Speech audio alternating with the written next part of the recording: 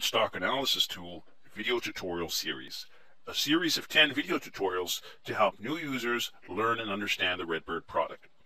In our final video tutorial number 10, we will take a closer look at performance management and metrics. We'll provide users with techniques for maximizing the financial performance of their portfolios and stocks.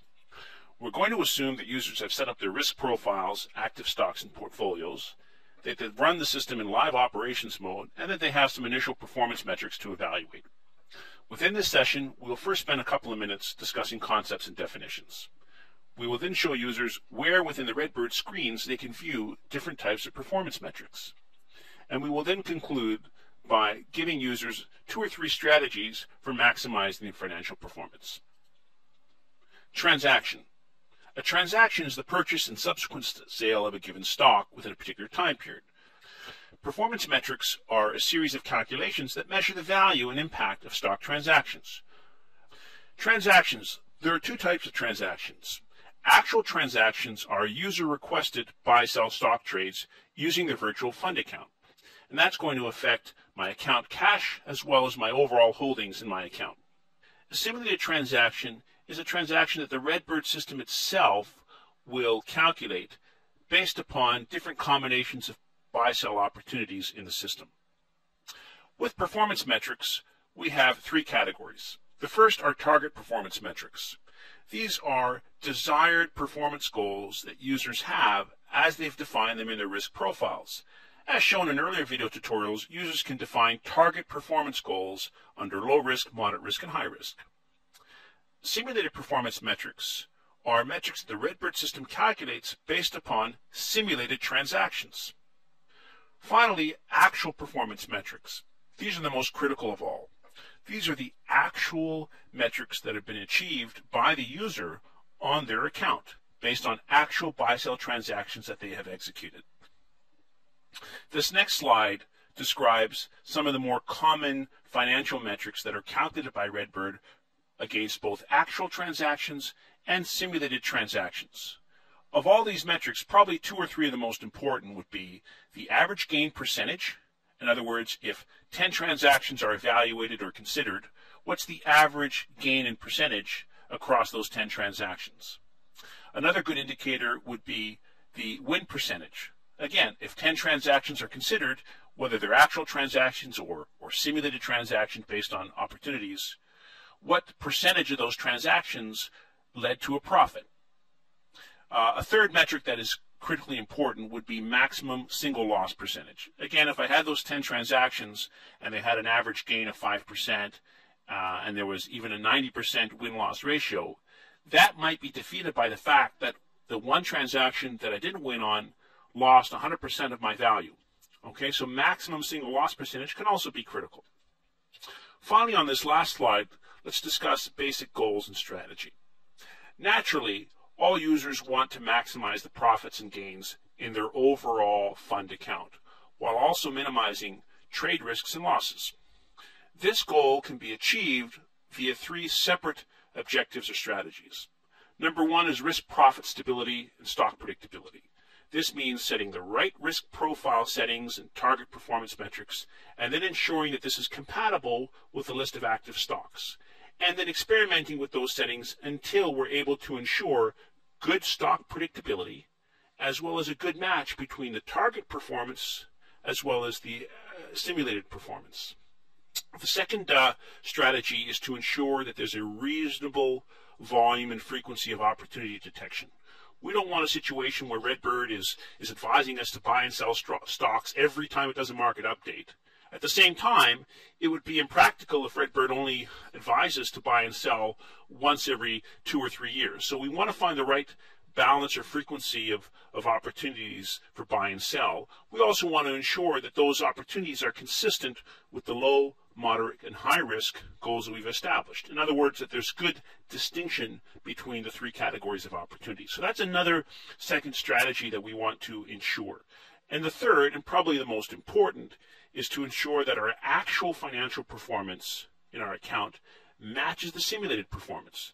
So if RedBird suggests certain opportunities and calculates potential or simulated performance, if we go ahead and follow those suggestions, we better make sure that we actually achieve what RedBird believes we should achieve. Okay, let's bring up the RedBird product and show a few things visually. The first thing we want to do is show users where they can view those categories of performance metrics. On the portfolio monitor, users can see actual portfolio performance versus simulated performance.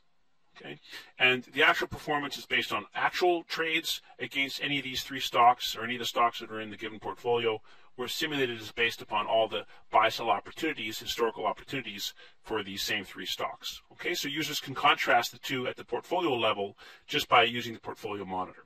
They can also do something similar on the stock monitor. The difference being on the stock monitor, we show one stock at a time. So we can look at the actual stock performance versus the simulated stock performance through the stock monitor on a per stock basis.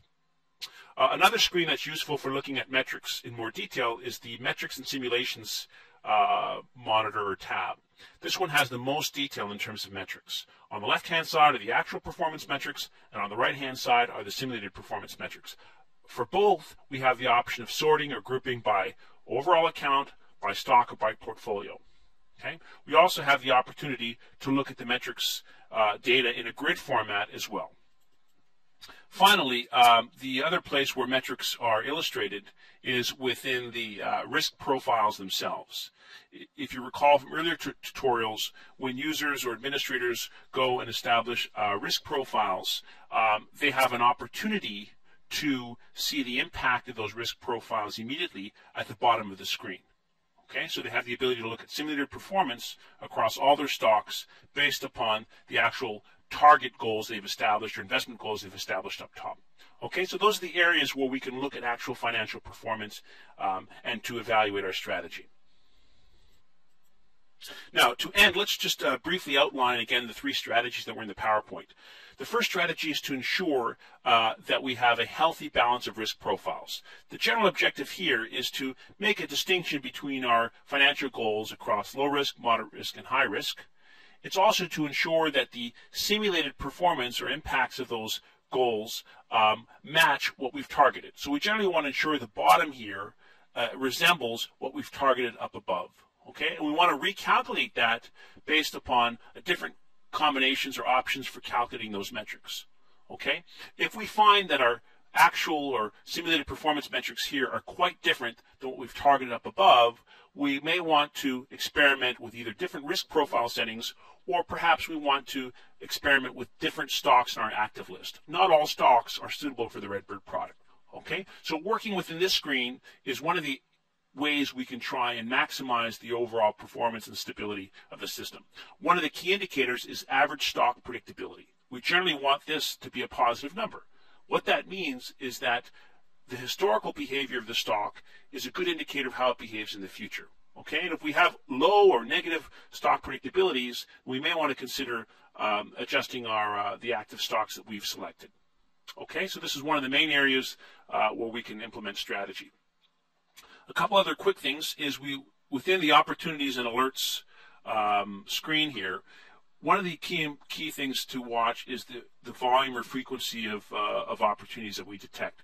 If we notice that RedBird is generating a lot of opportunities very, very frequently, we may need to be more aggressive in our risk profiles. Okay, maybe we've set our risk profiles too conservatively, and as a result, RedBird is triggering too many buy-sell opportunities. Okay, so we want to go into this screen and we want to see how frequently it's generating opportunities and recommendations. We also want to look at the risk levels as well. We want to make sure there's good distinction between low, moderate, and high risk.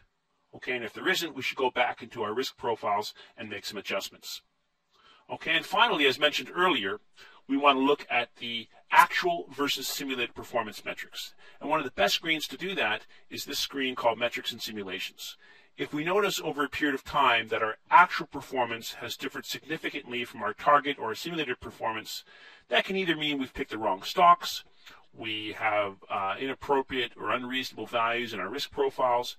It could also mean that we are using an outdated signal configuration, in which case we want to check with RedBird tools to see if they have an alternate system configuration that we can import.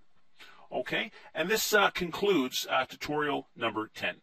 For more information, you can look at the RedBird user guide or look at the support pages on www.redbirdtools.com.